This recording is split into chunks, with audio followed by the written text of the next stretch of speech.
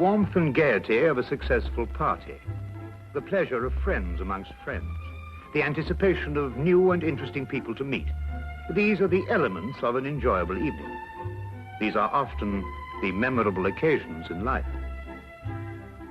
This is a story that started at a party, gay, joyous, festive. This is a story of a party that ended with fear and horror.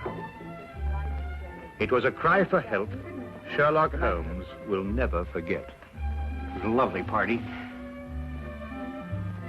Wonderful party, Janet. Good night, Russell. No one deserves happiness more than you and Russell. Thank you, John. Good night. Wish that John were just one half as attentive as Russell. If you ever want to get rid of him, send him to me. Good night, Louisa.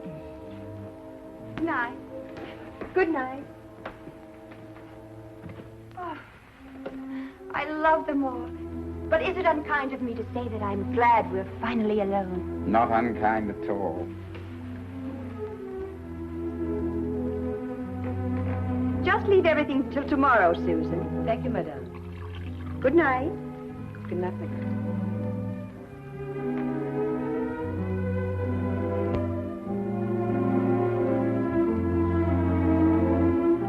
You've made me very happy this evening, darling.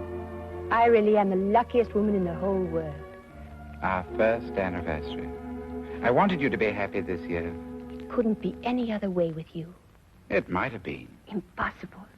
There may be a deep and dark side to my nature. Of course there is, darling. All interesting men have dark sides to their natures. Possibly even black. Almost certainly black. I'm a murderer. Of course you are. More than once. Innumerable times, I'm sure. 7 times. And are you going to murder 7 times again? Once again. Anyone I know? You? Oh, wonderful. And will you give me warning? I'm giving you warning. Will you kill me with kindness? No. Like this. Russell! Russell! Russell, you're hurting me. Russell. Russell, whatever came over you?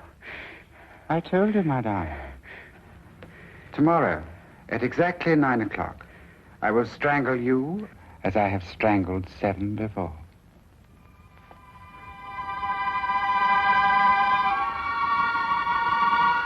You're serious?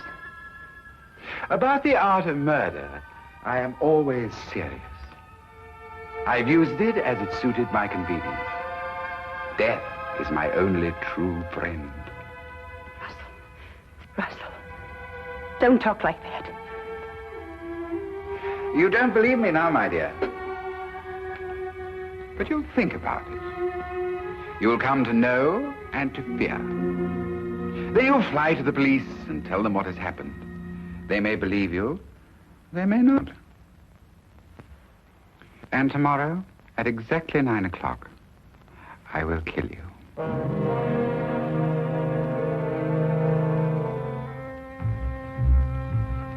Good night, madam.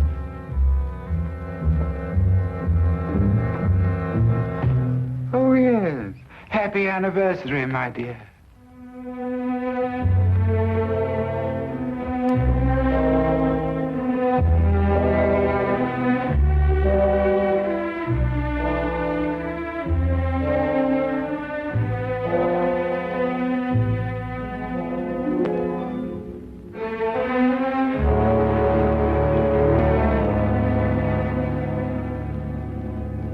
Suppose you tell us the whole story as it happened.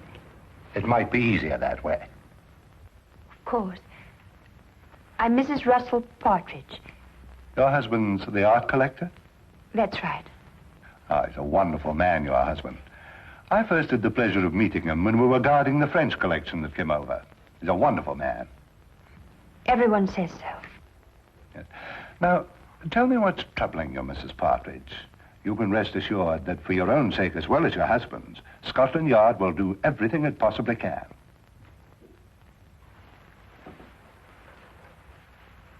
It was nothing. Nothing? I was mistaken. I can see it now. Probably the result of too much party last night and an overactive imagination. Well, perhaps you care to tell me about it anyway. It may help to dispel any doubts you have. It isn't necessary, really. I'm sorry to have taken so much of your time, Inspector. I'm sure you're a very busy man. Mrs. Partridge, I'm very pleased to hear you feel this way now. What do you mean? Your husband told me of the incident last night. He was afraid you wouldn't be able to overcome the delusion. My husband told you? Yes, he was here this morning. What did he tell you? Only that you were suddenly overcome by the idea that he intended to harm you. You're over that now, I see. My husband told you that? May I say, Mrs. Partridge, that in my experience here at Scotland Yard, I've met many people who thought for a short time that they were being persecuted. But it passes. Your husband will help you, I'm sure. I'm sure. Thank you, Inspector.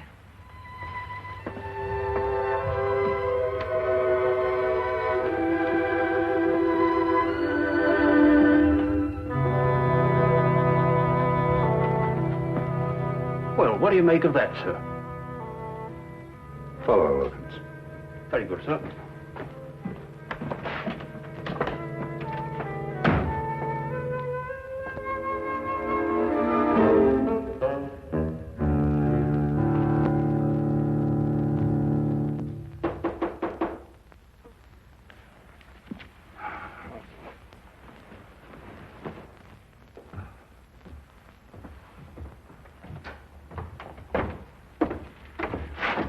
Yes? Oh. Is this the flat of Mr. Sherlock Holmes? Yes, Mr. Holmes has just gone downstairs to look for tobacconist. Won't you please come in? Thank you. Oh, please excuse me. Would you like to sit over here?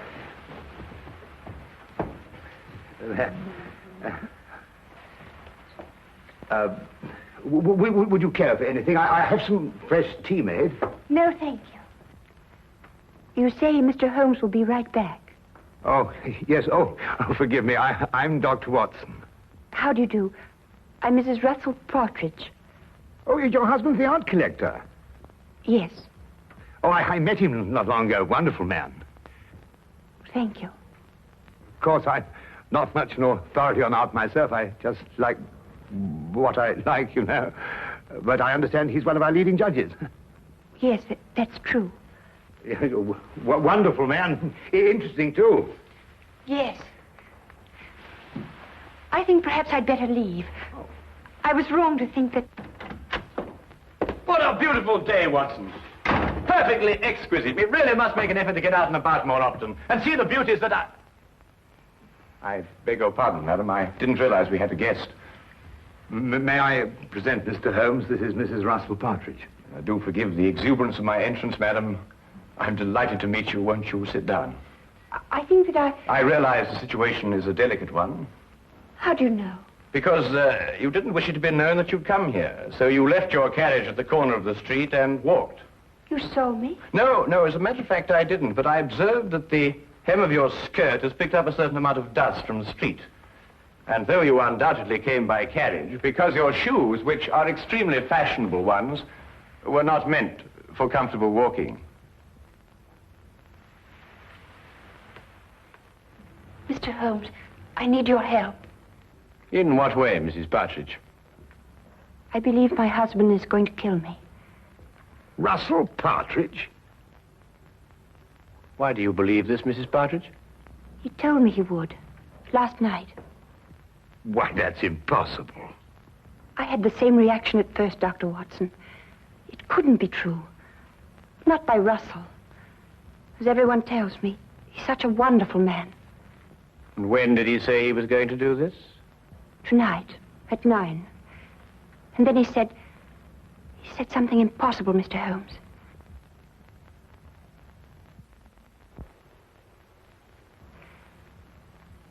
He said, I would be the 8th.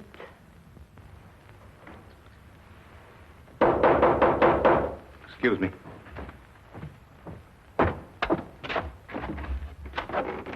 Hello, Inspector. What can I do for you? Hello, Dr. Watson. I want to speak to Mrs. Partridge. How do you know she's here? I had her followed from Scotland Yard. Oh, I see. I'm sorry to have to do this, Mrs. Partridge, but I was afraid you might still think you were in danger. I see now that you do. I'm sorry. But Lestrade, Mrs. Partridge has just told us that her husband is going to kill her tonight at 9 o'clock. Mr. Partridge came to the yard this morning to tell me that his wife was going to call on me. How did he know? He said you told him you were going to call. That's not true. I decided to do it this morning. It was 10 o'clock, I remember. Mrs. Partridge, at 10 o'clock, your husband was still sitting in my office. Mr. Holmes, I don't understand. I don't understand how Russell knew I would go to see Inspector Lestrade. I swear I never told him. Everything I told you is true, exactly as it happened. Do you believe that?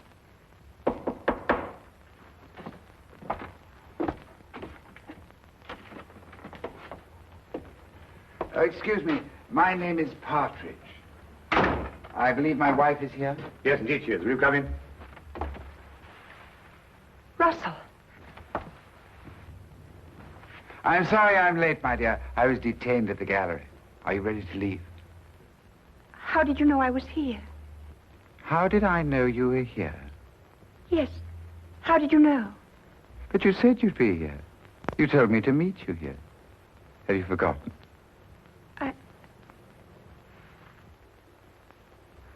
I must have forgotten. Excuse me. Forgive me for interrupting you, gentlemen, and thank you for any consideration you may have shown my wife. Good day. Good day.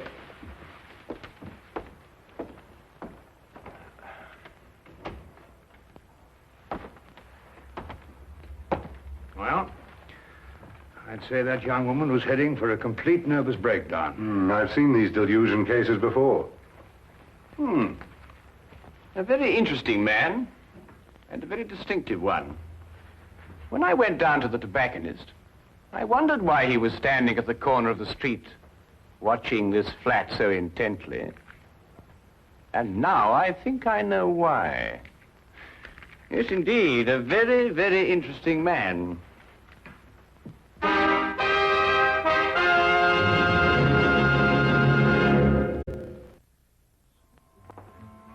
Well, Lestrade, there were two incidents in the romantic life of Russell Partridge. In the first case, his fiancée ran off with another man and was never seen again.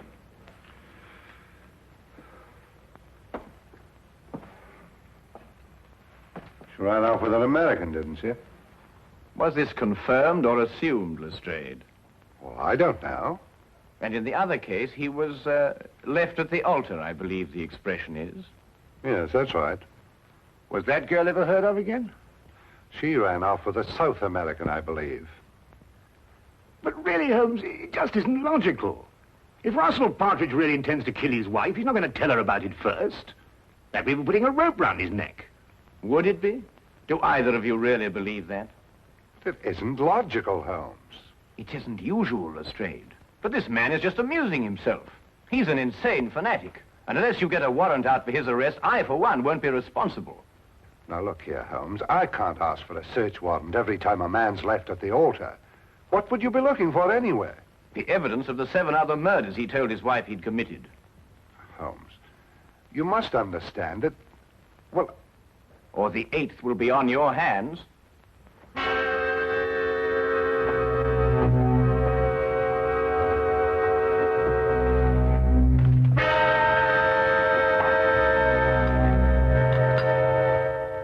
Going completely against his own judgment, Lestrade had the search warrant issued, and Scotland Yard entered the Partridge house and searched with the thoroughness and efficiency that only that organization was capable of. From basement to attic, no wall, no object was left without meticulous examination. Holmes directed the entire investigation. I have never seen him so intense, so insistent, and at the end, so completely frustrated.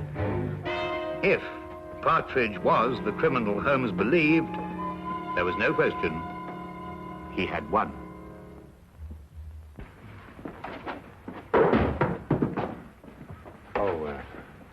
Naturally, Mr. Partridge, the yard will assume responsibility for putting things back as they were.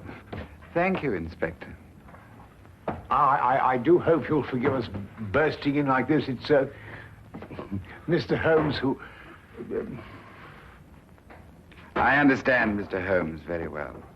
I suppose I'd feel the same way, under the circumstances.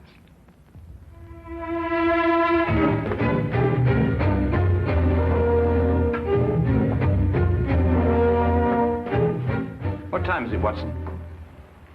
A few minutes after 7, 5 minutes since you last asked me. It's there, Watson. It's there. I'll swear it's there. What's there? The evidence that Mrs. Partridge isn't lying, that her husband is a murderer. It's in that house somewhere. I'll swear it. But you've searched all over the house, Holmes. You've measured every inch of it.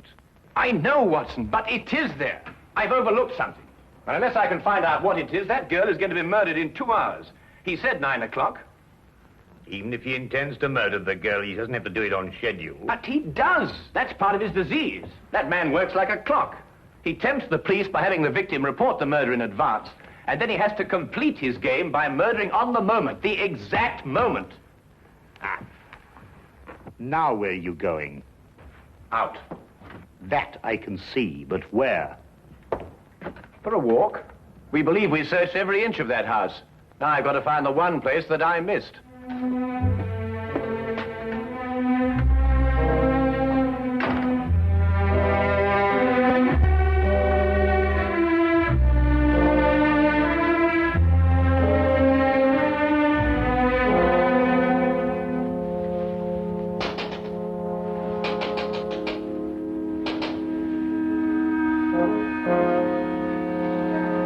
Mr. Holmes. Good evening, Mrs. Partridge.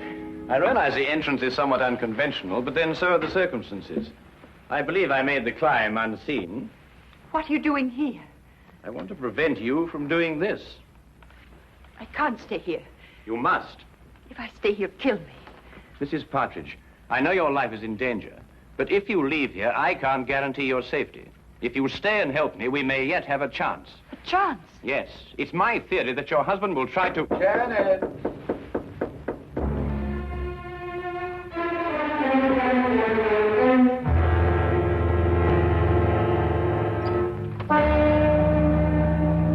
Hello, my dear.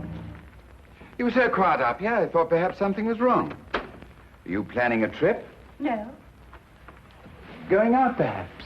I was. But then I changed my mind. Why did you change your mind? Because I think you're lying. You're insane, Russell. But I don't believe you're dangerous. I shall stay here tonight and leave in the morning. I'm glad you feel like that, Janet. It shows you have great strength of character. Where did you kill your other 7 victims? Here, in this house. How did you dispose of their bodies? The bodies are still here. But the police searched the house. I know. I watched them. Very efficient. Especially with Mr. Holmes to guide them. A very clever man, Mr. Holmes. It was a tremendous temptation not to tell him where to look. It's 8:45. You have 15 minutes. Why don't you run away?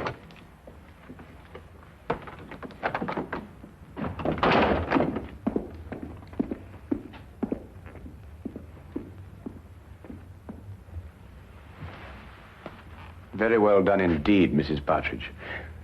I must apologize for the oversight. What do we do now? Now we wait.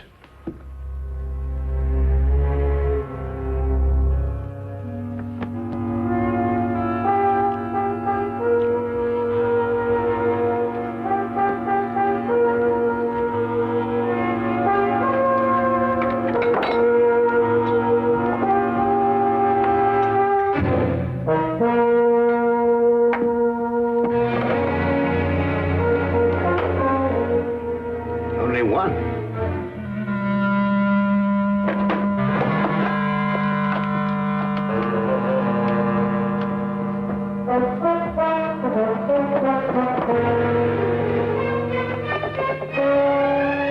Holmes.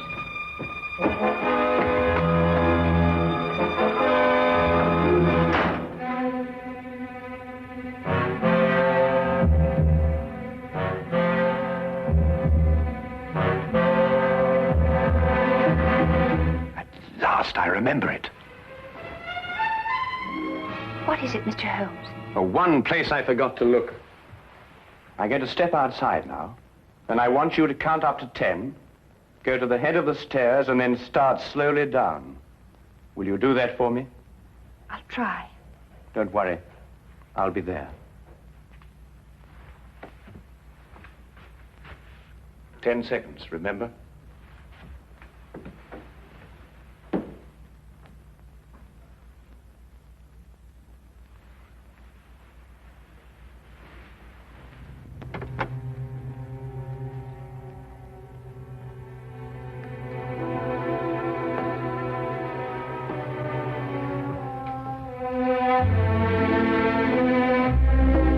I admire your courage, Janet.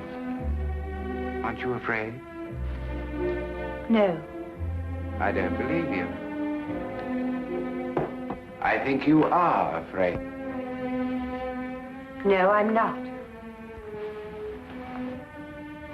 The others were afraid. Don't take that last step.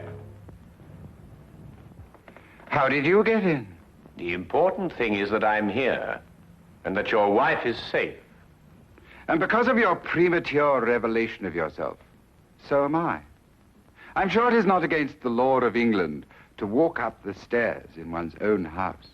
Besides, my wife is completely unharmed. And the other 7, Mr. Partridge? What other 7, Mr. Holmes? You searched this afternoon. The other 7 exist in my poor wife's sick imagination. Yes, and in mine, too. I know where they are now. Really?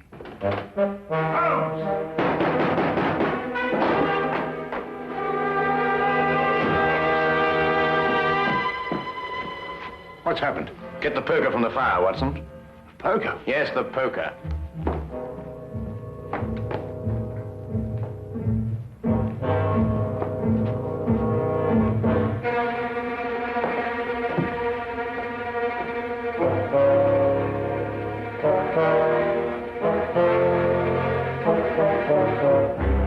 I imagine there is a way of opening your unique coffin, Mr. Partridge. And if not, Dr. Watson here is more than capable of breaking it open.